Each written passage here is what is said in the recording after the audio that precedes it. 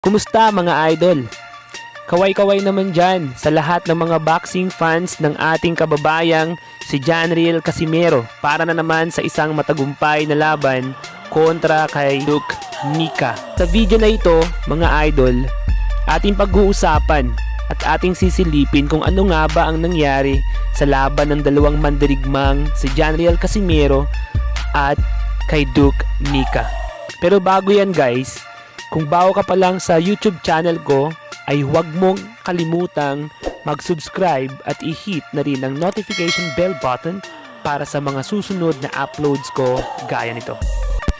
Nakita nyo naman mga idol, nagtagumpay nga si Idol Casimero sa kauna-unahang pagdepensa nito ng kanyang WBO Bantamweight belt nito lamang Saturday ng gabi sa Connecticut kontra nga sa boksingerong si Idol Mhike.